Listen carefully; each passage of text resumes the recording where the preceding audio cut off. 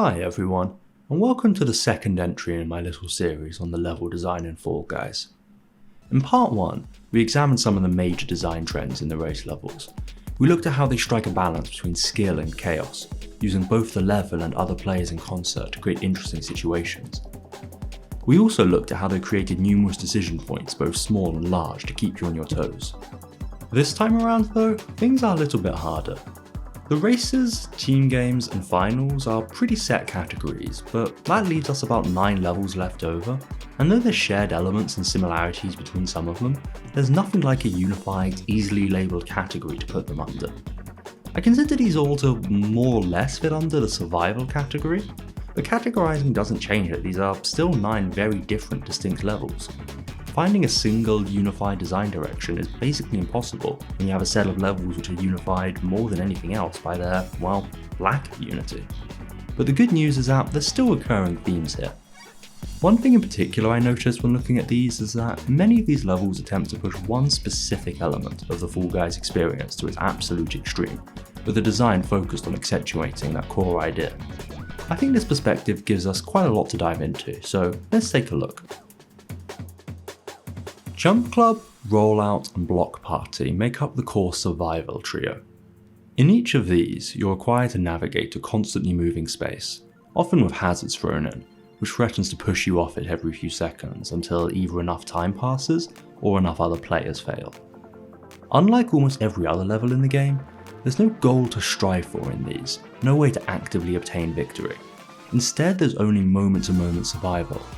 Winning becomes less a matter of outperforming others and instead one of outlasting them. This entails in the design both a hardcore emphasis and a total de-emphasis of specific elements present in the rest of the game. The emphasised element is something I brought up last time, flow.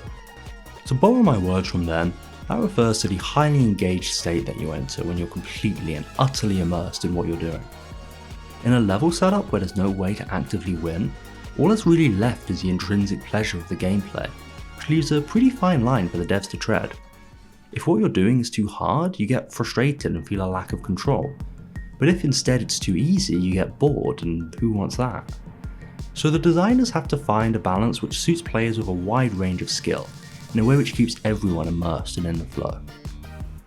The trick they use is to make it not hard, but requiring your constant attention, and with just enough pitfalls to catch out the unwary player that it's not too easy either. This is achieved via a focus on constant decision making, kinda like we discussed last time in relation to Seesaw and Big Fans. Which way to run, when to jump the beam or change cylinder, which area to hold and so forth. The moving space also ensures it's even less predictable than those. Though Block Party is pretty consistent and situations on all 3 will recur once you've played enough, you simply can't plan too far ahead because things keep changing. The space keeps moving and you have to keep moving too, and there's no choice but to exist in the moment. And when you're doing that, that's when you've entered the flow state.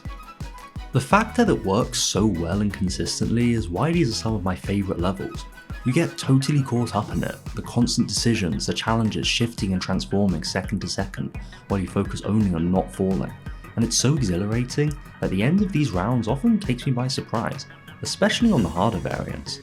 You focus so much on yourself that you don't even notice what was happening to everyone else.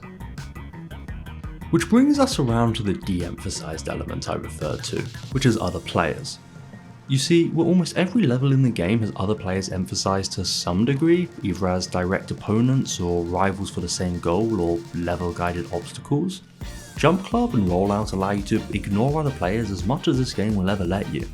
They'll be annoying at a baseline level as they bump into you or clump up, and you'll have to at least keep them in mind, but seeing as to win you simply have to survive long enough, there's little reason for express interaction. You can try and grab or block others if you like, and this fact means you have to at least keep a wary eye on other players, but there's not much point. Any attempt to knock someone off is as likely to backfire as to succeed if you're not really good at it, and getting someone out barely advantages you anyway because a whole group of people need to fail before you win.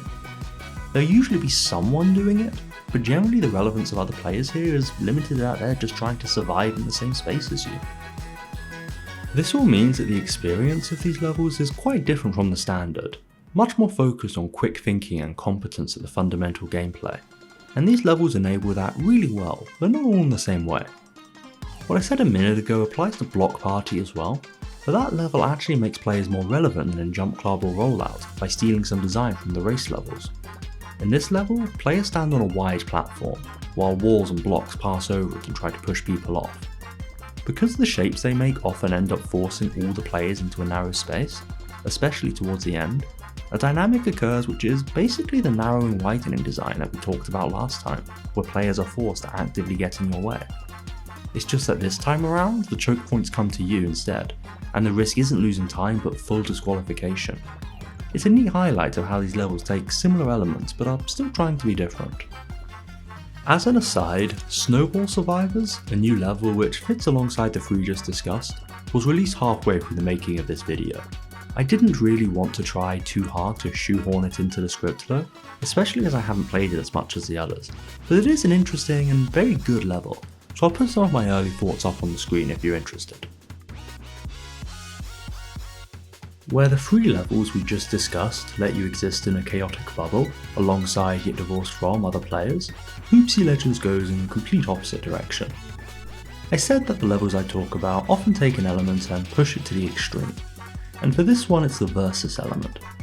I actually don't think it'd be much of a stretch to say that, even placed alongside later stage races, team games and the finals, Hoopsie Legends is one of the most combative levels in the entire game. The key is in both how much scope you have to screw over other players, and the fact that doing so is necessary to win. You qualify by scoring 6 points, and you score points by jumping through these hoops which semi-randomly spawn, but unlike its much chiller cousin Skiffle, only one person can claim a hoop, and as soon as a point's been earned it will disappear.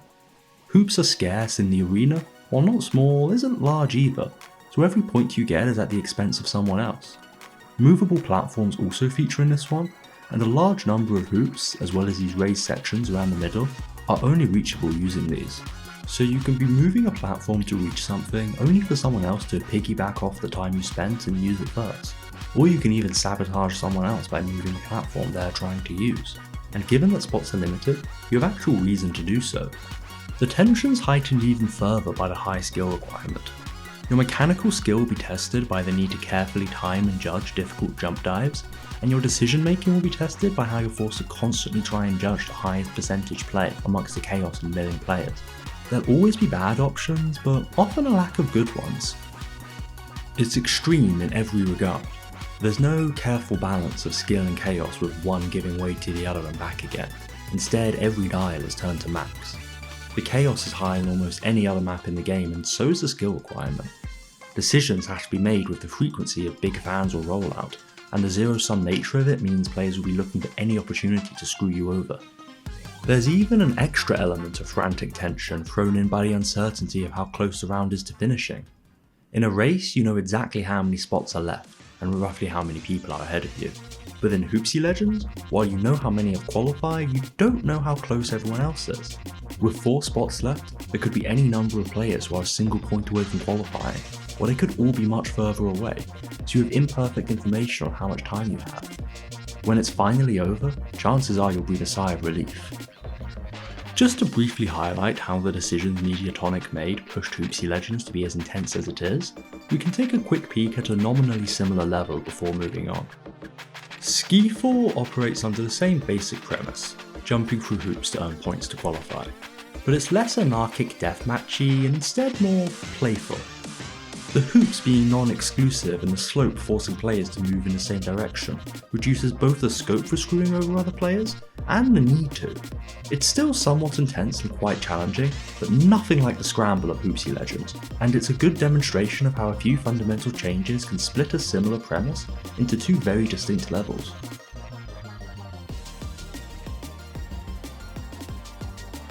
The final level we're going to discuss today is Slime Climb.